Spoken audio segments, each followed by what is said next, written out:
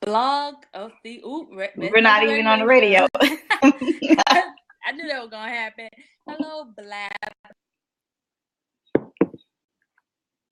family.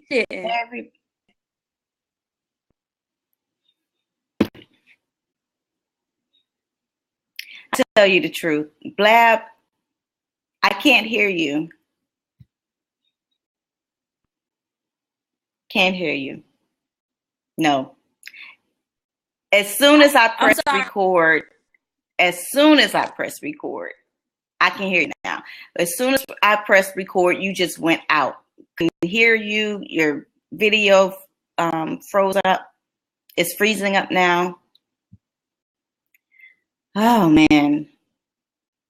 Blab is just not working for Fire and Ice. Can you hear me now? Hello? Yes. You're there. What happened?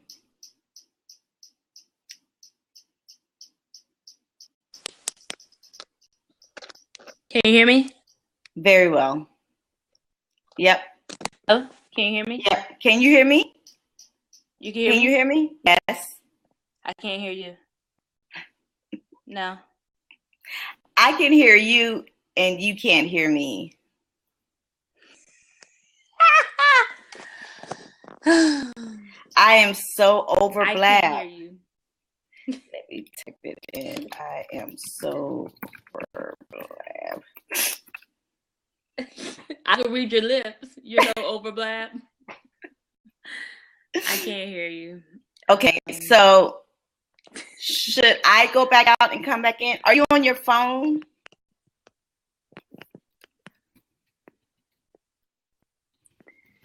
Can you hear me now? I'm not on the phone. No. Oh, okay. I hear you. Can you hear me? I'm not on the phone.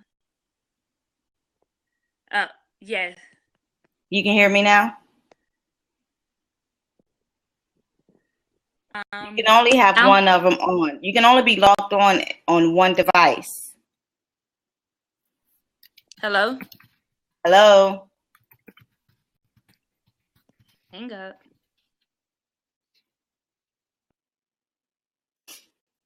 Oh my gosh.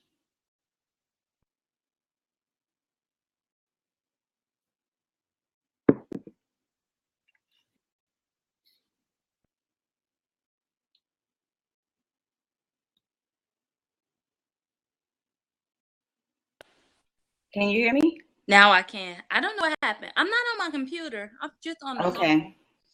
Okay. I'm sorry, viewers. My mom calling in. You know, Mom, they don't understand. All to show Parents just don't understand. All to show me that my little 6-week-old nephew is taking a bath. Really? Wow. Thanks. Really, Mom? Thanks. We appreciate that information while we're live. Exactly. Couldn't even do a proper intro. I don't know what I missed. I hate Blab, and next week we should try Google Hangouts to see how that works. I've already scheduled the Blab for the next month or so, but they can be canceled. Yeah. Maybe we should try Google Hangouts, like maybe not tomorrow. I don't know, sometime this week when we have a chance. Okay. Maybe like half an hour or so. Let me know your availability and we can try it that way. I'm recording all of this. I'll cut it out eventually. All right. You gonna cut it out? Yeah. I'll edit the video before I post it. Before we post. All right, so let's start over in 5, 4, 3, 2, 1. Welcome, Blab family. This is the Fire and Ice show where we talk about dealing with life after life have dealt with you. Come on, somebody. Yes. I'm Fire, and this is... I'm Ice, and together we are Fire and Ice.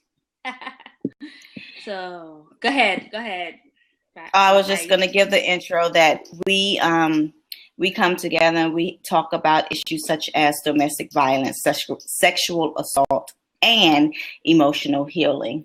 And so tonight, our broadcast will be about the first segment. We want to define definitions for you. We want to define the terms that you commonly hear about sexual assault, rape, molestation, those things. What do they mean and what do they mean to you? And then the next section, the next half hour, we'll talk about, false accusations and what the effect of, crying rape, what it really does to people who have really been assaulted, who have really been raped, who have really been in that situation. You're falsely accusing someone, what that really does to the rest of us who have to deal with that on a daily basis. So yes. I'm excited to be here tonight again. I have I have one great thing to show everyone. What? People, I don't even know this. I'm super excited. I know this is hot because it just came in the mail today, Shay. Oh. Like I just picked it up maybe like 10 minutes ago. Oh, can you see that? I love it. Look at that photo. Oh my God. Yes. This is my very favorite design for Matters of My Heart. Hey, who is that? Great. I done turned the camera around. I don't even know how I did it. Yeah, this is this is one of my favorite designs. I have a couple of designs in the Matters of My Heart store, but I am my sister's keeper. This is my very favorite design. So I'm really happy. I was happy that I got it in the mail today. It took what? Maybe 2 weeks for me to get it.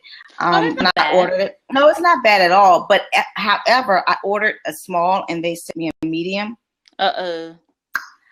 So, I'm not even going to try to go back and order because it took them too long to send me this one. Oh, they sent you the wrong size. So I'm going to need you to send that small back out.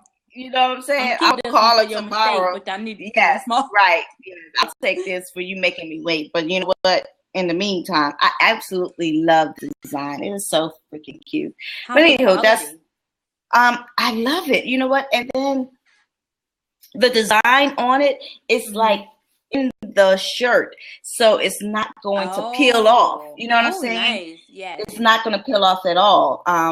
And you can iron it. That's what I love about it. Ooh, you can iron right over it, so it's not something that it melts. It's like in the fabric.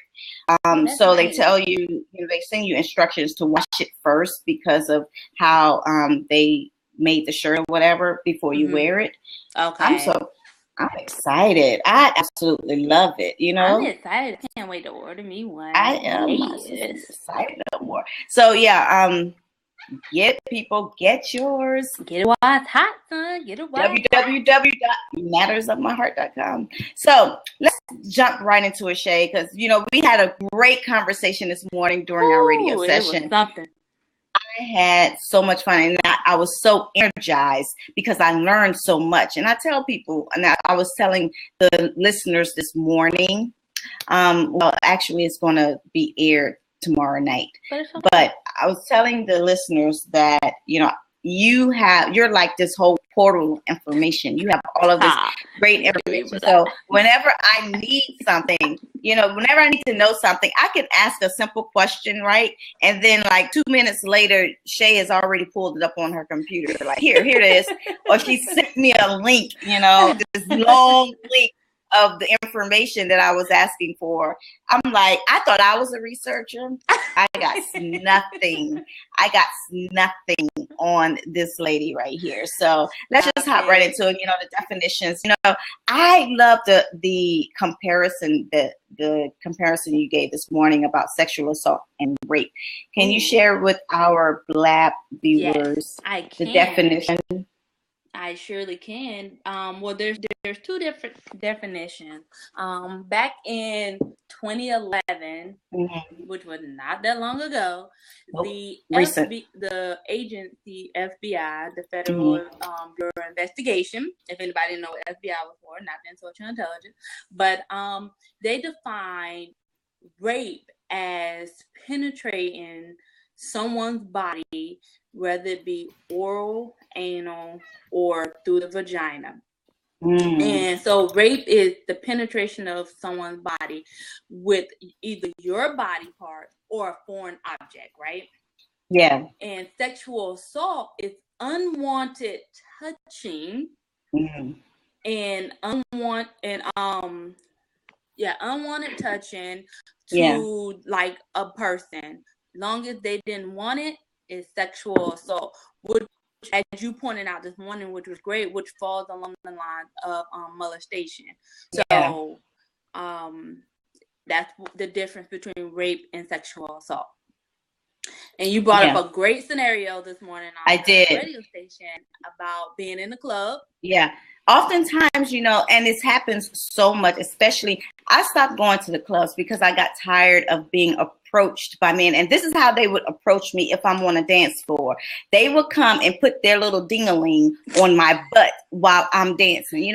I'm doing my little two-step. And then next thing I know, this dude behind me, like just standing there. He's not dancing. He's not moving. He's just standing there grinding on my butt. And I'm like, dude, seriously, back up off me.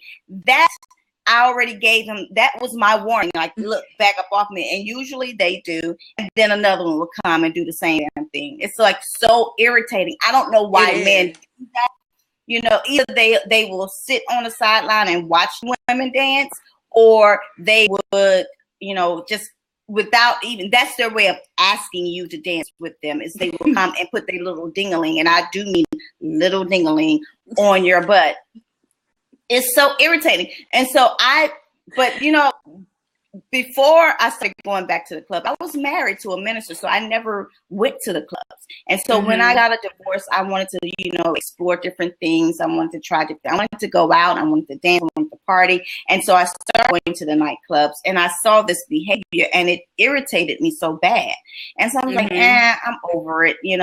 I'd rather just stay at home and drink rather than go and be molested on the dance floor, because that's exactly what it is. And I'm using that term loosely, but that's exactly what it is. It's still unwanted. It's unwanted. It's unwarranted. And I wish that this broadcast of us really talking about what it is, that men would understand that women don't like that. Wait, let me back up.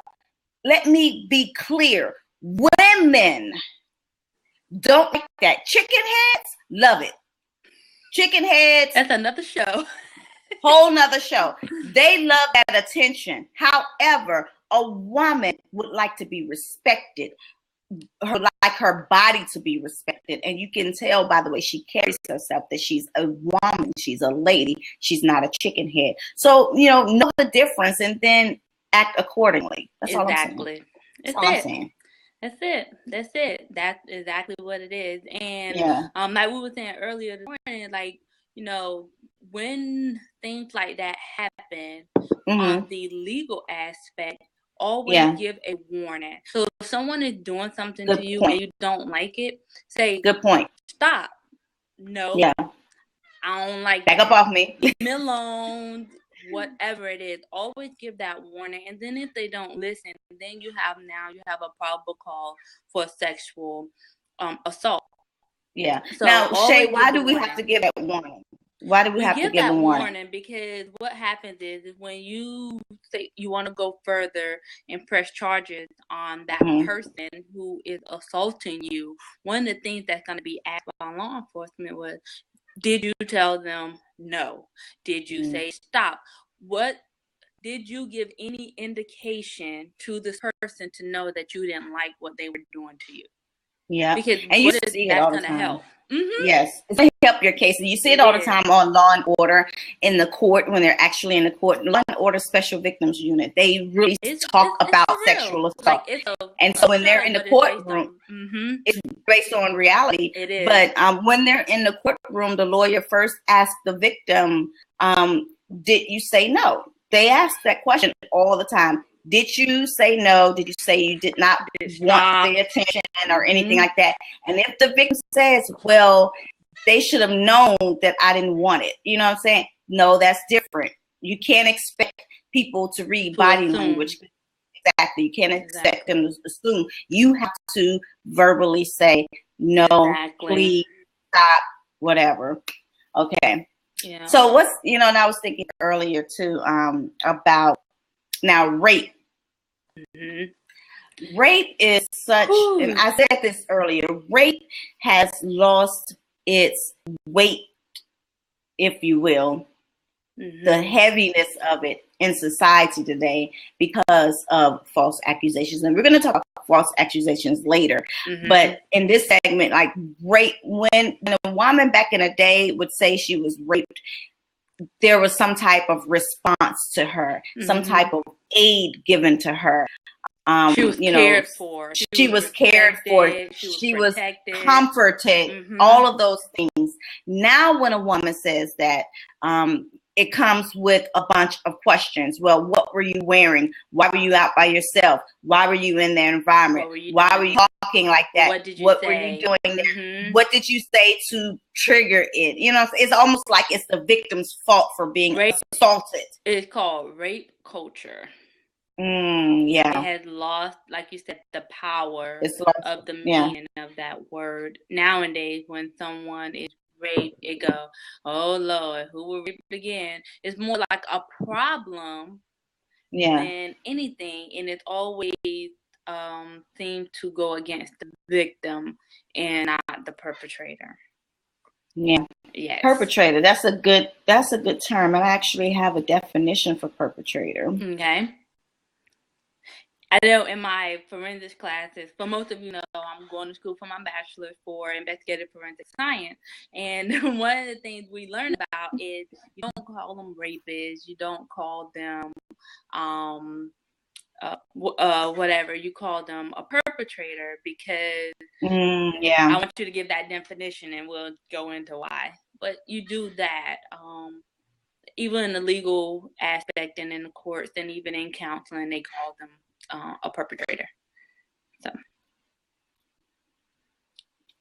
I thought I had the definition of it, but it's actually talking about who they can be versus what is a perpetrator.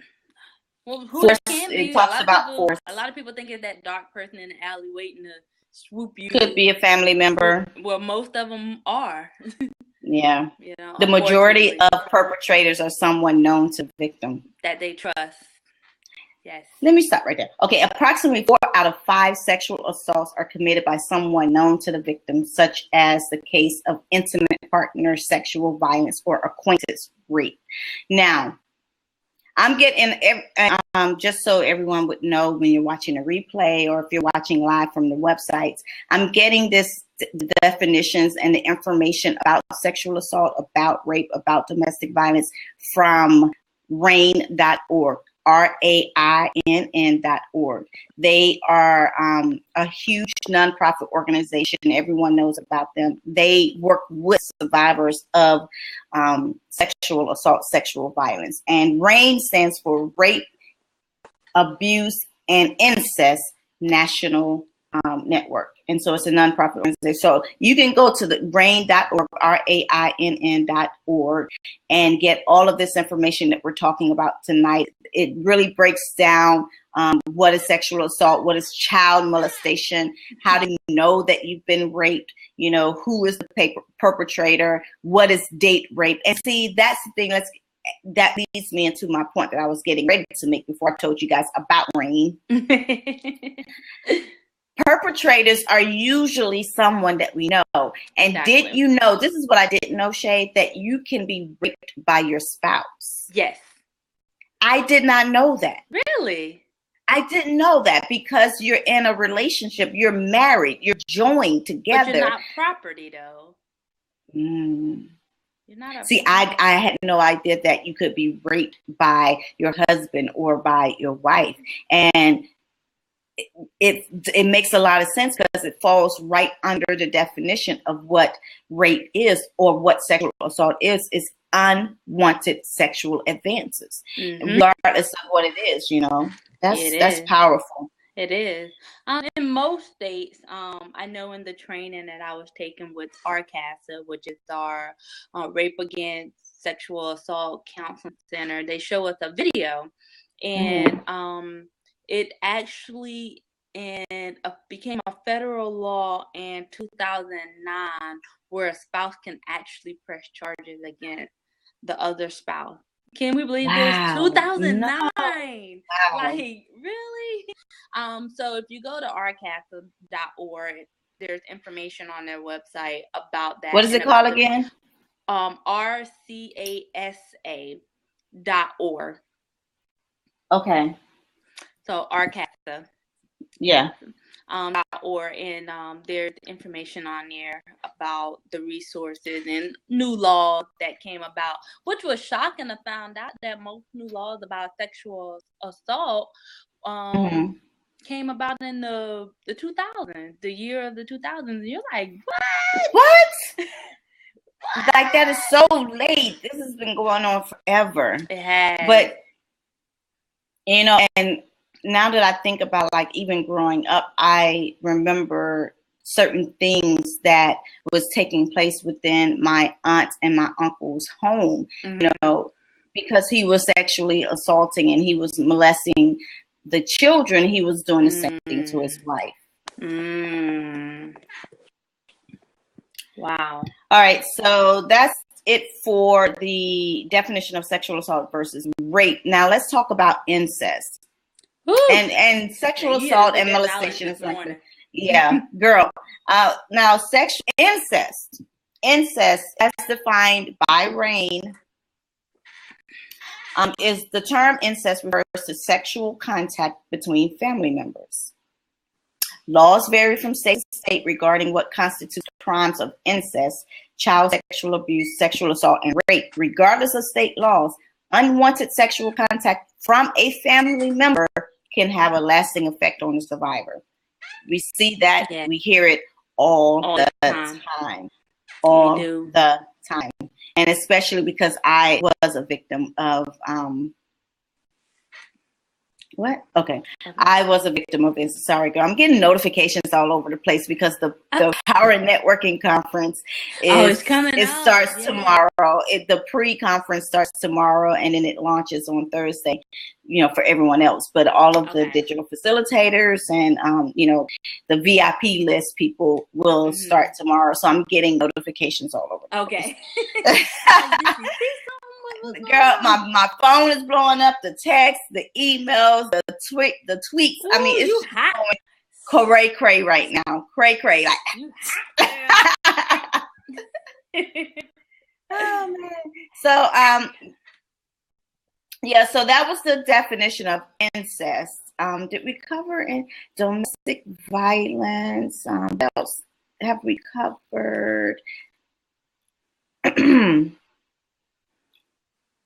Oh, and then the last definition that we wanted to talk about was emotional fitness, which, you know, we know from our own personal experience that there is a consequence. There's an outcome to someone who's been raped, or someone who has been molested, or someone who is a victim of incest, someone who has been a victim of any of these traumatic things.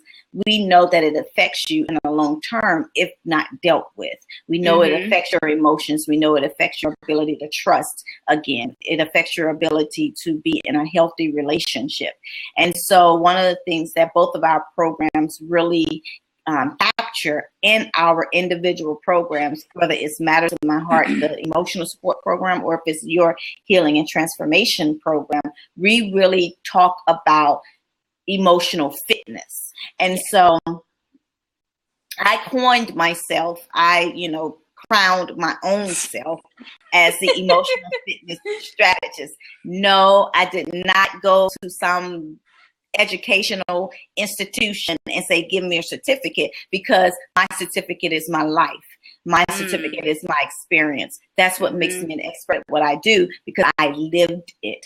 And so I can tell you more about it than those people who studied the behaviors of people like me. I don't need someone who studied me to tell me how I am, because I am how I am. I know that already. You know what I'm saying? And so nothing against those PhD people who went out and got all of these degrees. And somebody needs them.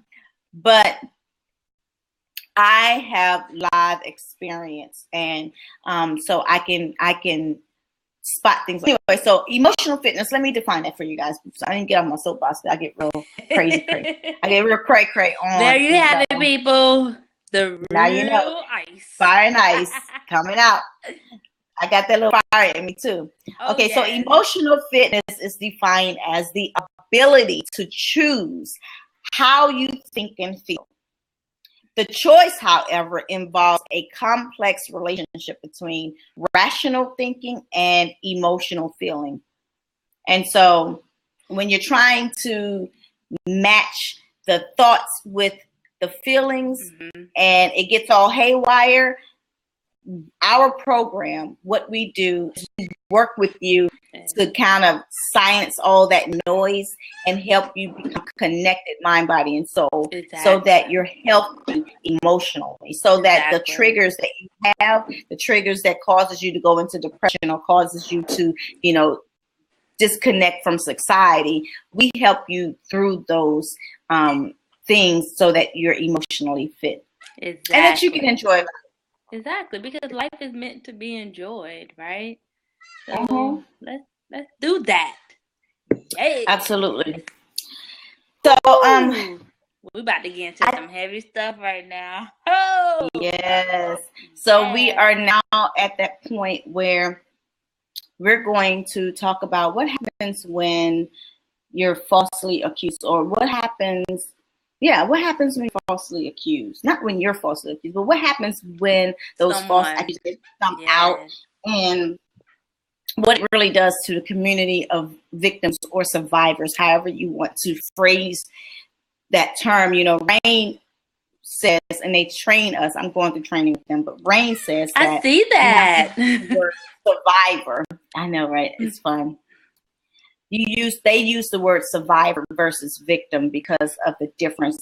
And survivors meaning that you've experienced it, but you're on the journey towards healing. Whereas victim, you're still in that situation. And victim is what the law uses, the law enforcement. They use the term victim. So when you use the term victim, they consider it as something like a legal act. But when you're talking to someone who has experienced it, they use the term survivor. In my program, I use the word victim because when you come to me, you're trapped. You're trapped and you're stuck and you don't know how to get from hurting to healing.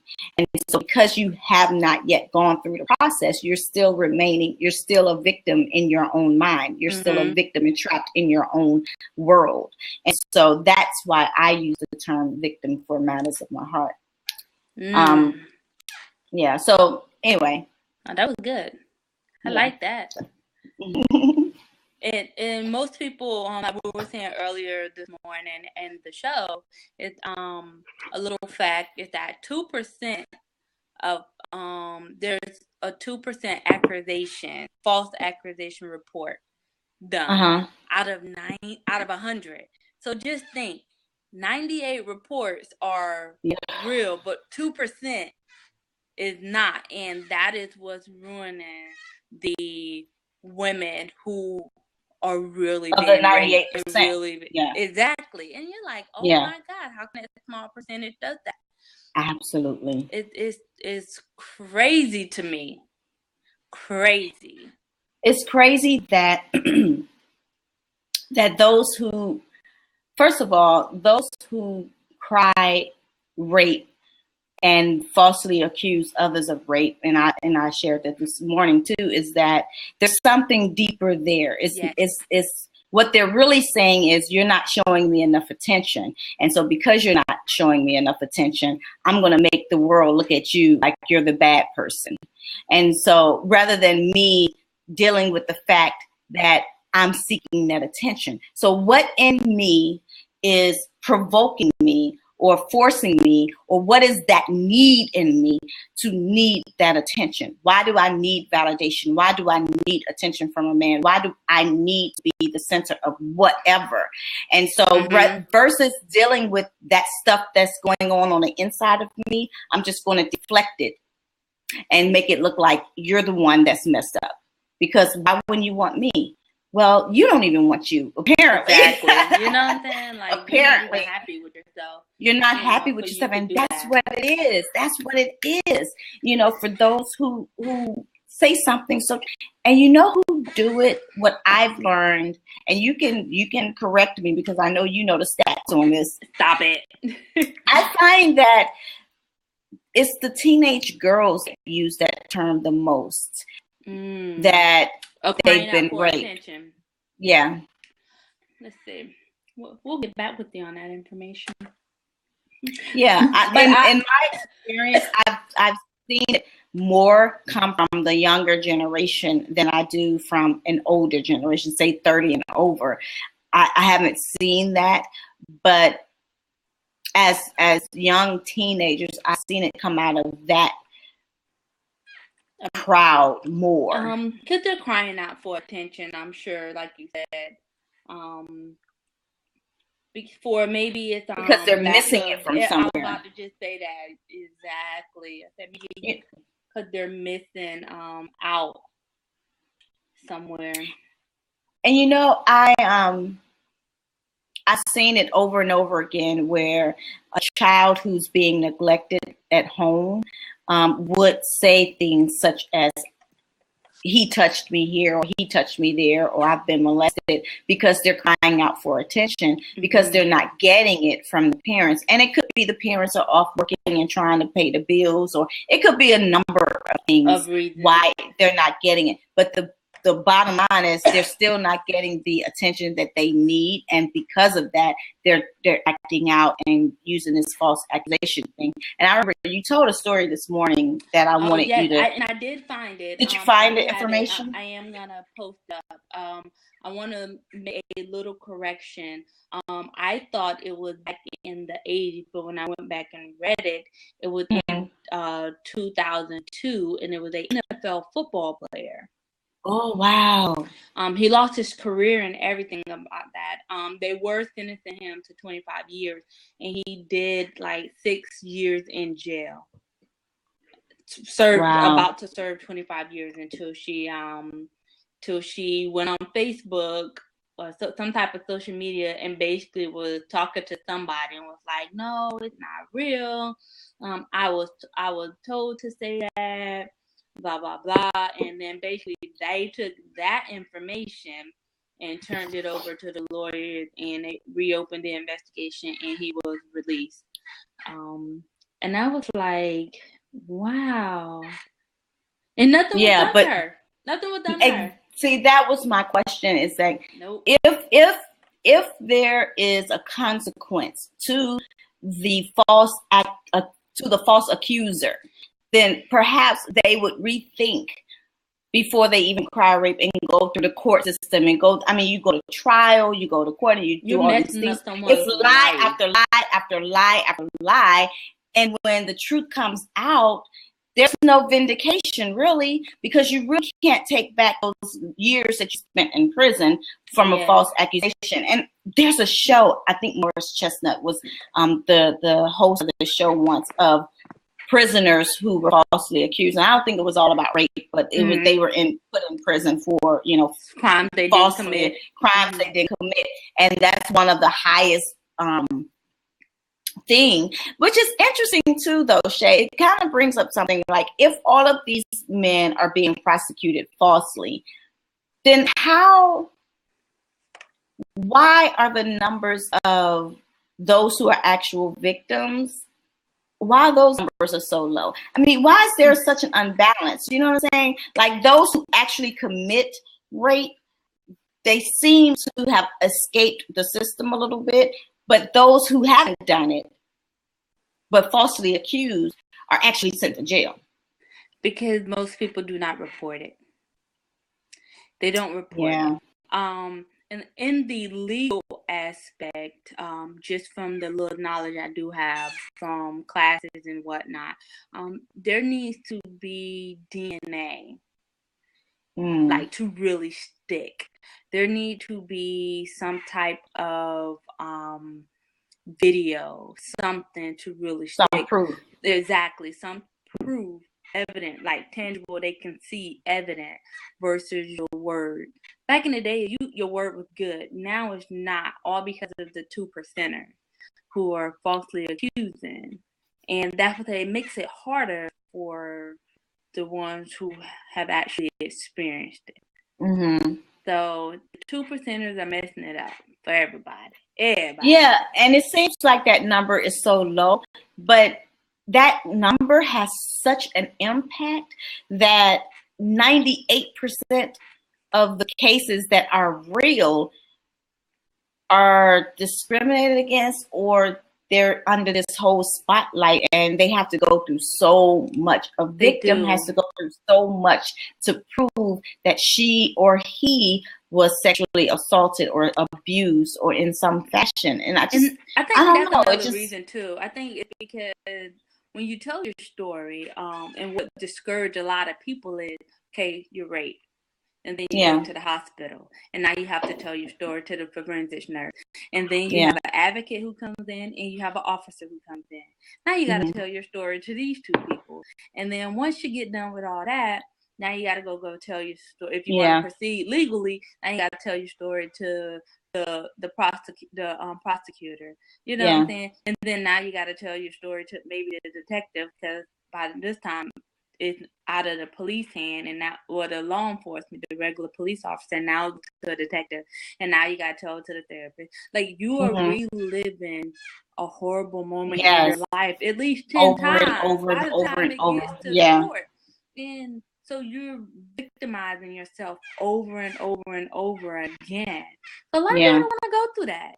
There has to be something in the system where we could minimize the way of how many times a person tells their story. I tell you what happened to me, I was between the age of 5 to 9. So I was a kid. I started remembering when I was in my late 20s.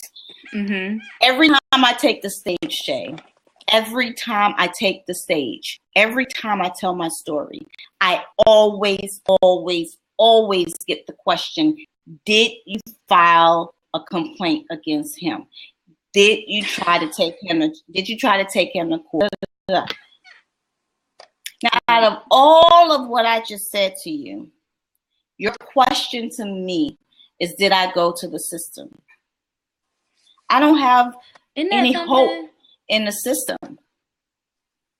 And so, and my response is no, because I don't want to take my family through a system. First of all, I'm from Mississippi, so everybody knows that Mississippi sucks banana balls.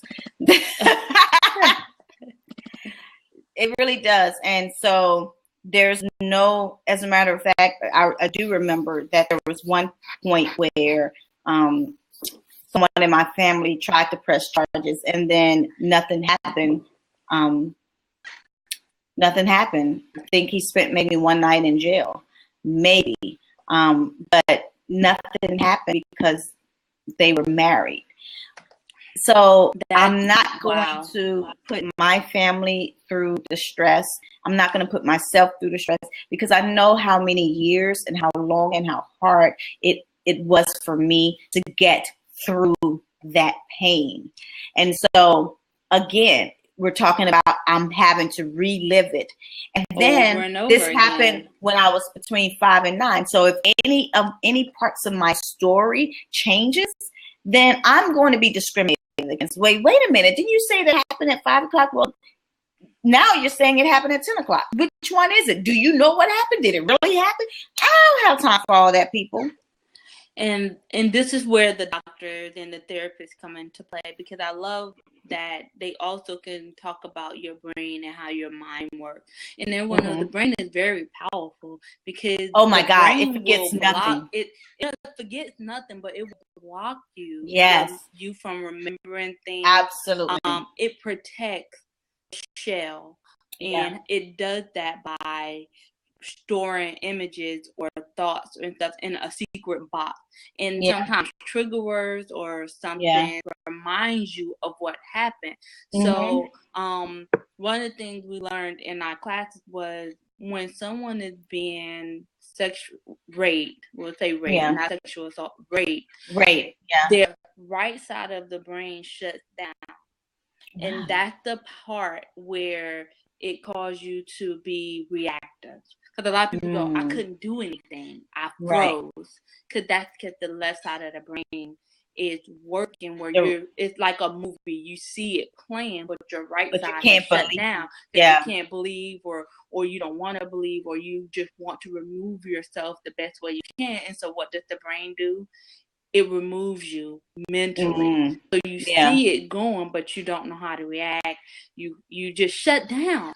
So that's what I love about doctors and therapists that work in that, and most therapists with rape centers and most forensic nurses at the hospital, that they know this. So I might remember he had on a black shirt, but I don't know what was on it. And then later on, I'll be like, you know what? It was a navy blue with red letters. You know, it's because at that time, this is what I was processing, but as I got into a safer place, more information started to come about, or something triggered it. Maybe 3 or 4 months down the road, I smelled the particular cologne when I was walking in the mall, and it triggered it. Exactly. Yeah. It's powerful. The brain is a powerful thing, which is something that we really work on in the emotional support program. We work on the mind because, and so I was watching this reality show, and this famous preacher daughter went away to college and she was raped. She was raped by someone she thought was her friend, and they were just sitting and talking, and he decided that he was going to take it. And she said exactly what you said. She was like, it happened so quickly. I froze. Before I know it, it was over. And I'm thinking, like, did that really just happen? So, and then she was left to pick up the pieces of her now, because this was someone that she trusted, someone that she knew very well, someone that she hung out with before, and he violated her. And so we are going to have a conversation, not on tonight's Blab, on another Blab, and I think in a couple of weeks, we're going to talk about system. What happens on the college campuses. Because, yes. Because one of the questions that I have, and one of the questions that I really need an answer to, is I really want to post this on Facebook, and it's going to shock a lot of mothers who have little boys. Do you know if you're raising a rapist? Ooh, that's going to be very controversial. Do you really? It's going to be. You want to know why? Because these boys, these 17, 16, now they're starting early, like 12 years old. And they take it upon themselves, or they have something in them that causes them to rape a girl, to take sex. But you know, it's not about the sex. It's about power. It's about control. Because that's what rape and domestic violence, that's what any abuse is all about. Control, power, and power. Humiliation of the other person, belittling. It is. But really, it's about insecurity in themselves. I agree. And I feel like a boy at the age of 12 doesn't know much about it. So what's going on in his home? What's going on with him? Because I feel like at that age, they're showing what probably has been what they learned. Them and what they learned. Exactly. So then you question that. And so this is where the crazy part come in. I don't know if this will ever get to her. I'm not saying this because I'm trying to be famous or nothing like that. But have you ever watched Black Ink Crew? I like to watch ratchetness after I had long days. I do. Like that. I watch Black Ink Crew because I do need a break from what I've done. I don't know if you've seen the last episode, the episode before last, when Duchess went to Florida. Yes, she said the girl raped her. False accusation. Because the episode later, you come back and you laughing about it and this and this and that, and all this and that, and I'm like, that's a false accusation, because if she really did mouth rape you, as you call it, then you wouldn't be doing what you're doing. You did that because you didn't want your boyfriend or fiance to know what happened, so you lied about it. Yeah. But not knowing the emotional stress that comes along with being raped. but not being accountable for your platform. You're on a large platform, and you're talking about rape, but people who are watching you have actually been raped. Fool. Yes, I said fool. Holler at me. Like, so I took that to she's heart. not Like, being responsible. Not watch the show anymore for the fact that you didn't come back on there and apologize. You didn't say, you know, I'm sorry. You didn't do none of that. You just didn't want to get caught by your fiance, so you lied about it, making those accusations on national TV to millions of people. Mm-hmm. Now, I wonder if she went on social media and apologized for that. I don't follow her, so I don't know. Her page is public.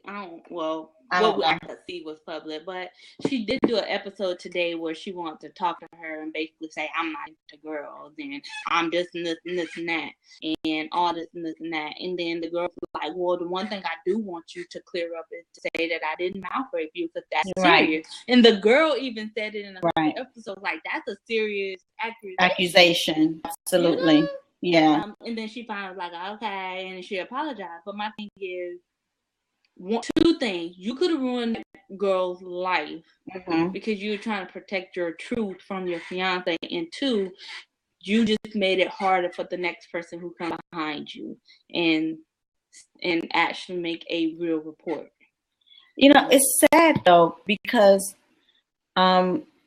these celebrities have such a platform that I feel, in just my opinion, and you guys, celebrities, can disagree with me all you like, I just feel like there's no accountability for the influence that they have. It's all about getting that check and getting the next come up, or, you know, being the most popular. But you're taking something that people kill themselves over. They commit suicide because they don't know how they're going to come out of this world of pain. Yet you can, on this platform, laugh about something that is so freaking serious, which goes back to my point earlier, that rape has really lost the weight of it.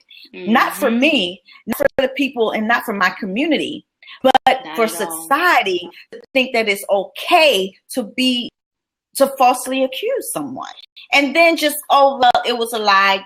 Go back to your regularly scheduled program. Like, you know, people like myself are not cutting themselves, because cutting feels a lot better than dealing with pain. Exactly. Than dealing with the pain of being broken and being violated and having everything stripped from you. It burns my biscuits, I tell you. You said that this morning. It burns my biscuits. Some country down south saying. And that ain't no country Bama. Yes, I am country Bama. I am. I love it. I own it. Yep, that's some country. Yes, it burns my biscuits, people. It does. Yeah. Biscuits and gravy. I'm getting hungry now, but we have 5 more minutes. But what I want to make sure that everyone knows, Shay, that we have a Facebook page for Fire and Ice. We do have a Facebook page. How about that? Yeah. And so you can go on Facebook. You can actually search for us, Fire and Ice Show. We are on Facebook. On our Facebook page, you would get replays of our blabs, replays of our radio station show, or whatever you want to call Blog Talk Radio. You will have other great information. It's going to be a knowledge portal where we can communicate with one another. You can ask us questions and we will answer it live online. We would answer it live on our radio show. We would have a great time together.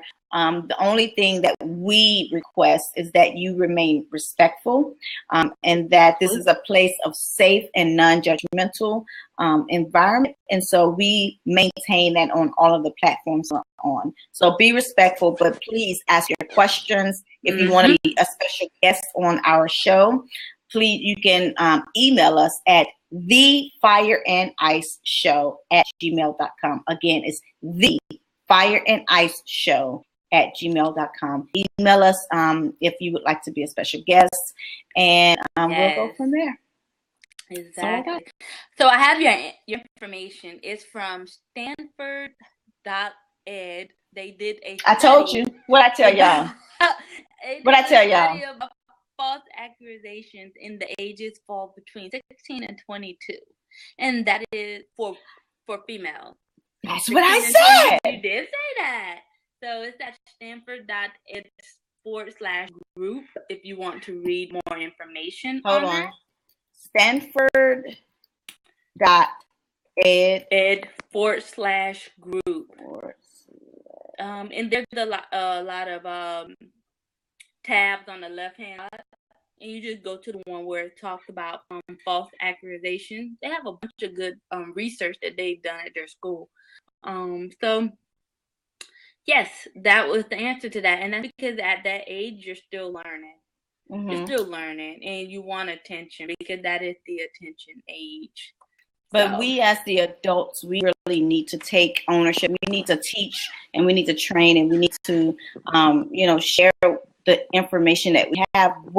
That's why I love this conversation. We're defining what rape is, we're defining what sexual assault is, the difference between the two, defining what molestation is and domestic violence. So knowledge is power, people. And if you know better, you do better. That's what Maya and Angela, you do better. So we have to, as the adults, as the ones who are supposed to be leading, everyone, raising our generation up, we have to really be accountable for our actions. We have to be responsible on the platform that we're in, realizing that we're influencing thousands and thousands and thousands of people. And in those thousands are children, and they're watching us. So if all we have to say is ratchetness, absolutely. If all they see is ratchetness, then what do you think is going to come up behind us? And then you say, "Oh, our kids are so disrespectful." Who the hell do you think they got it from? They don't come out the womb. They don't come out the poom disrespectful. They learn it from somewhere. Exactly. So we as adults need to take accountability for our actions, and then raise our children. And again, I still say to the mothers who have sons, my friends have sons. You have sons. Are we raising rapists? Are we? Because the majority of rapists are men. It is. It really is. And yes, women rape too. But the majority men. That's gonna be a good conversation. Oh yeah, I can't wait for that one. Yeah, it is. That's gonna be good. So we are 1 minute in. Yes, I enjoyed this conversation again. I really enjoyed the radio session, guys. You will be able to. The radio airs tomorrow at 8:30 p.m. 8:30 p.m. You can go to our Facebook page, Fire and Ice Show on Facebook, and you will have access for a limited time. Perhaps, maybe I'll take it down. I don't know. Depends on if you're nice.